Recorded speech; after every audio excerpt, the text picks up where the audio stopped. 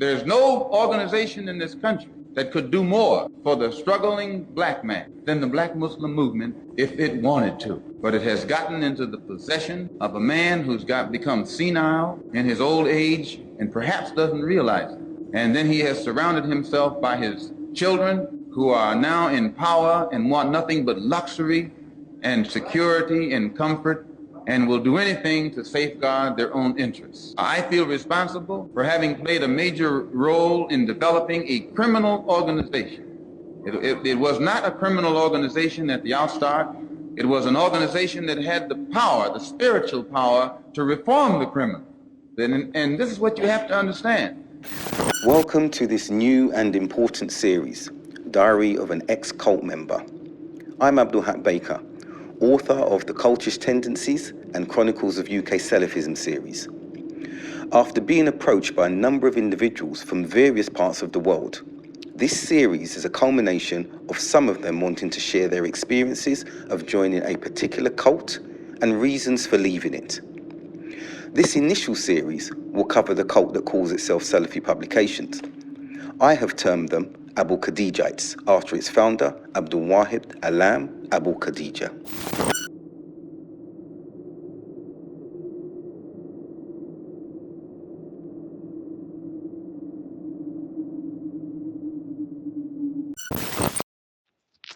The authenticity of the accounts you are about to hear shall be easy to establish by the intricate details provided by the interviewees. Assalamu alaikum wa rahmatullah. I'd like to begin by firstly thanking you, Brother Salahuddin, for coming forward and agreeing to be interviewed in this new series entitled Diary of a Former Cult Member. And as you are aware, the focus of this series will be upon one particular cult, Salafi Publications, also termed by me the Abu Khadijites, after its founder, Abdul Wahid Alam Abu Khadija himself, from Birmingham. And as a precursor to the essence of these interviews, I will start by a warm-up, if you like, by asking you, how old were you when you embraced Islam? Wa alaikum salam wa rahmatullahi wa barakatuh. I embraced Islam at the age of 18. Also, tell me about your conversion and how it happened. Some of the things that led me to Islam was my childhood was very traumatic. The separation of my mother and father, and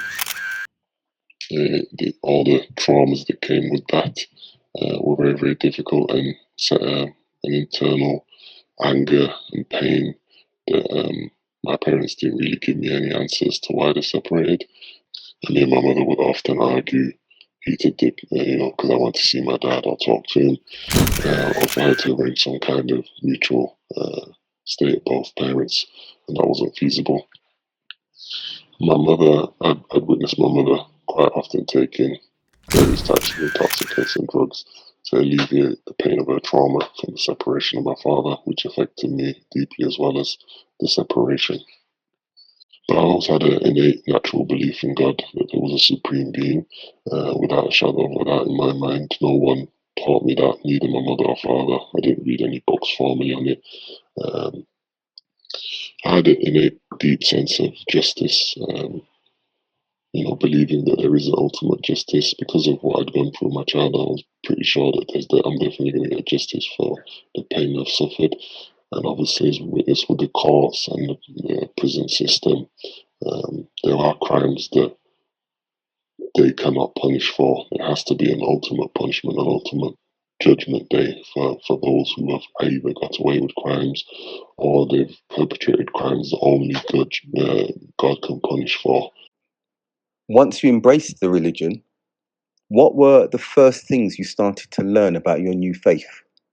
After that, I bought a book. I didn't know then who the author was, never.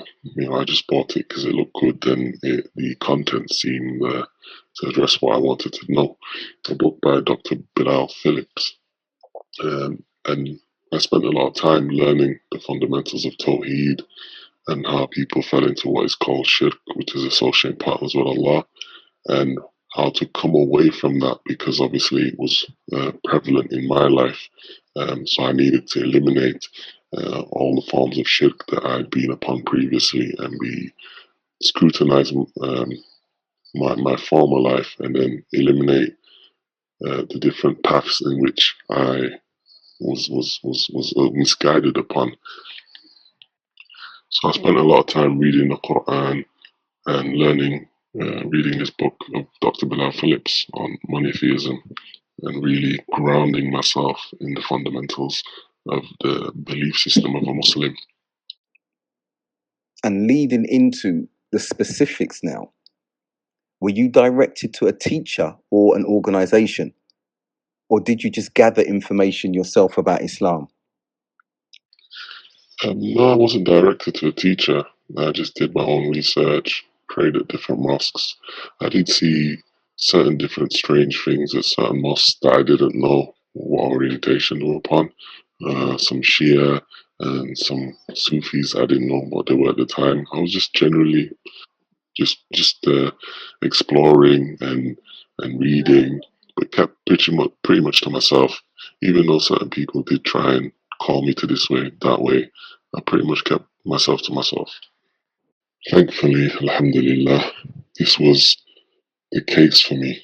But I know it's not the case for many, many, many reverts who have to enter Islam and encounter the Muslim community and experience racism, isolation, lack of understanding, empathy, sympathy, any type of understanding or relation to someone, or like someone who's personally been through a similar situation to themselves, so they feel very, very lost and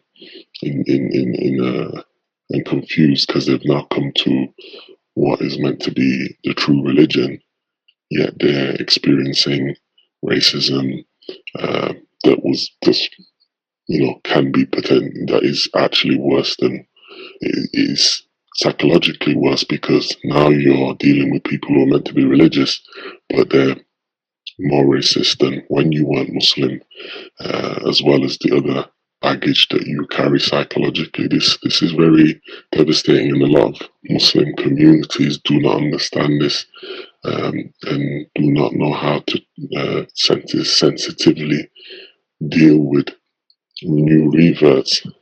And this situation, I can relate to a personal encounter that I myself had with an individual by the name of Germaine Lindsey, who was one of the 7/7 bombers, which of course is a extreme and tragic end, unfortunately, to this young man's life, as well as the other three who took part in that horrific, tragic act.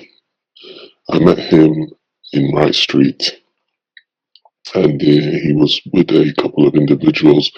He told me his encounter that happened to him with some cult members,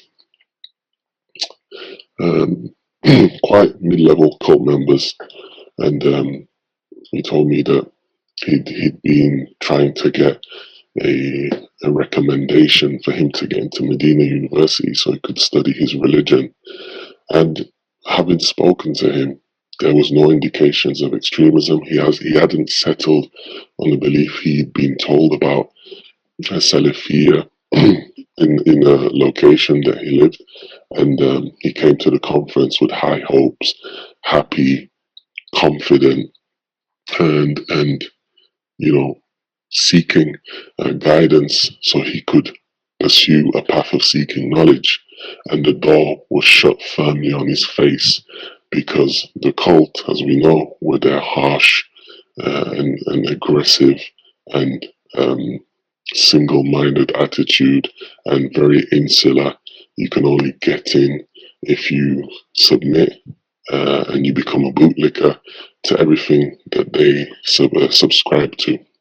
So Germaine Lindsey, not being with any particular group or orientation, was seeking recommendation, and he was refused. He told me that the brother said to him that we don't know you to give you a recommendation, and none of the brothers, if we took it to them, would be able to give you a recommendation because we don't know you, we can't vouch for you.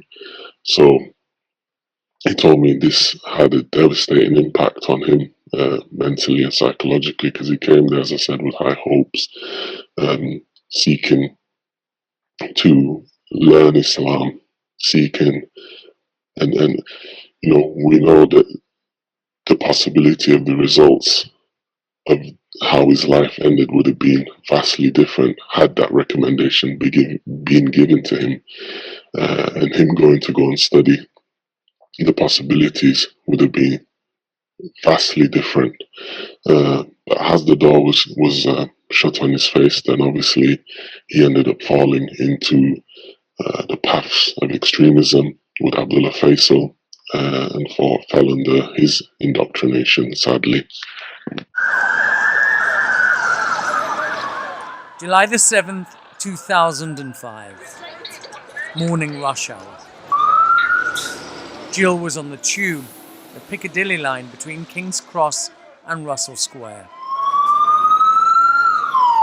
On the same train, a suicide bomber, one of 4 who would bring carnage to the capital, the likes of which had never been witnessed in Britain before.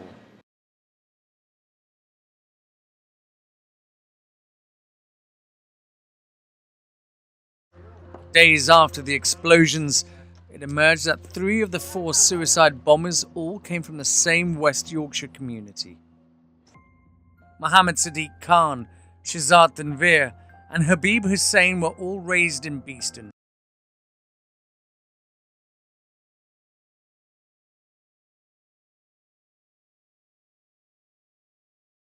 This is Abdullah Faisal speaking from Kingston, Jamaica.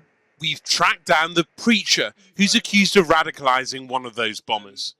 I cannot deny playing a vital role, a pivotal role, in the Islamization of Germaine Lindsey. And this would be, erroneously, of course, psychologically, a logical path for Germaine Lindsey to follow. That having had an experience as negative as he had with the Abu Khadija cult, who he would have held to be Salafis, and having such a really evil encounter with them, that impacted his life tremendously and other people's lives. He obviously then joined Abdullah Faisal and took on his rhetoric, who was anti-Salafi to the core, and he was especially vehement against the Maktaba, or the Abu Khadijites. And when 7/7 happened, I remember this encounter with him, and it was absolutely psychologically devastating for me to know had been so close, but I couldn't help him because I myself was under cult mind control, and I did try to ask some brothers to get him a recommendation, and I got the same, closed door policy and justifications, and they even abhorrently used the narration to try and justify their reasoning. The Salaf, I think they described it to Umar. They would only affirm they knew someone on the basis of traveling, doing business transactions, or residing or staying somewhere in a location with them. These are indications of proof that you know someone. So as no one had traded with him or traveled or resided anywhere with him to get to know him, that means they don't know him, therefore they cannot recommend him. This is the black and white box-headedness of the cult, literal retarded logic that they have. They have no critical or practical, relatable skills to the society that they're in. They're very dysfunctional psychologically, emotionally, in many, many levels.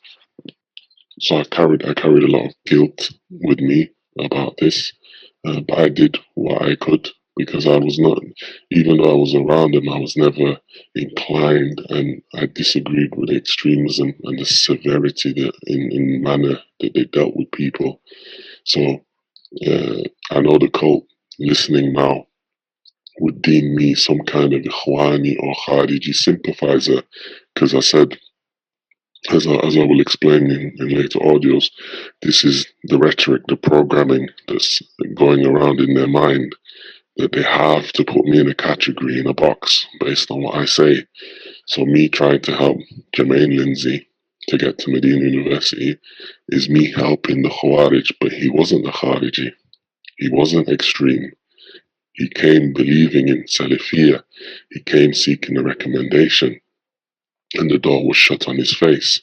And as I described earlier, with the journey of a revert and himself being from a broken family, and there were a lot of similarities between myself and himself on his spiritual journey from a non-Muslim to a Muslim, and then feeling the disconnection between himself and his community, and then coming to somewhere where he sees a diversity of ethnicities and mixed marriages, and raising his hopes for an Islam that he can identify with, and then to have that, like the final hope shot on his face, was extremely psychologically devastating. And I saw him throughout the day and the rest of the conference, and you could tell he was distraught and a broken man because of his encounter with mid-level members of the cult.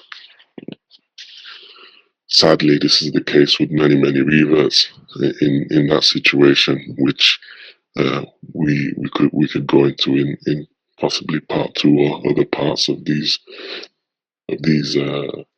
episodes.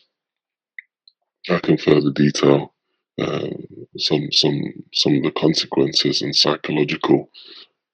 the possible thoughts that Germaine Lindsey would have had after his encounter with the cult. But there's many stories like this. Not many quite as tragic as that in terms of him ending his life and taking the lives of others, sadly.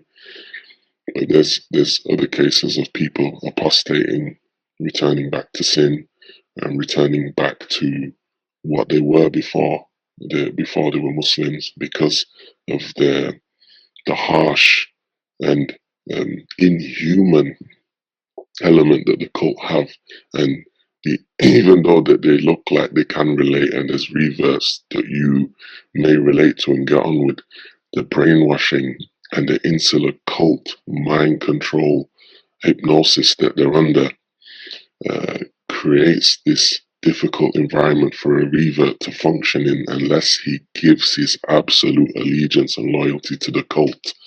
Anyone who's not willing to do that and are friends with people, say for example, with brothers at Green Lane or other mosques, they are on the peripheral and seen as confused and filled with doubts, and trying to spread doubts amongst the virtuous and clear ones, so they get progressively shunned until they're cast out. Once again, I would like to thank Salahuddin for providing this insight into not only becoming a cult member, but his reasons for converting.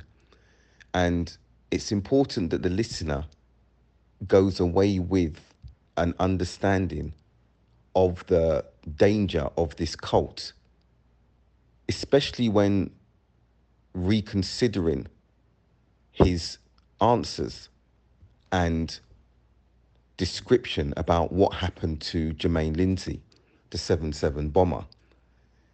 It's clear that in the cult's membership, any outsider who's seeking a sense of belonging to a community, to an entity, is shunned, as Germaine Lindsey was.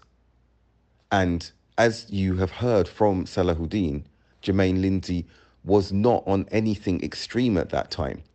In fact, he declared that he was Salafi and just wanted to go and study to learn more about his religion, like thousands of others have in Medina University. And after being rejected, the pain of that rejection was still witnessed during the conference that he had attended. And beyond that, unlike other Salafi communities that engaged with individuals, and those individuals by choice decided to gravitate away, or on the other hand, challenge the narrative of those communities that they had been engaging with, Germaine Lindsey was not doing that according to Salahuddin. So in rejecting him, in not affording him the opportunity of engaging and becoming part of their community, they invariably pushed him away. And it's clear from the annals of history, not too distant history at that, that he gravitated towards Abdullah el-Faisal, whose position with the Salafi communities across the UK was very, very clear. It was unequivocal. Dislike, resentment, and continuous narratives against Salafis up and down the country. So this should again serve as a reminder that this cult is not just some fringe group to be laughed at or disregarded. They damage families. They are divisive, destructive, and need to be warned against. Thank you for listening to this episode. For more information on the cult, please refer to Cultish Tendencies and another series conducted by our colleagues in the US entitled The Night Shift. For a more scholarly reference on the cult, please also refer to Sheikh Wasiullah Abbas's narratives concerning them. Anyone who's interested in sharing their experiences with this cult, please contact the link below and rest assured that what you provide will be dealt with in the strictest confidence. Thank you once again for listening. Assalamu alaikum wa rahmatullah.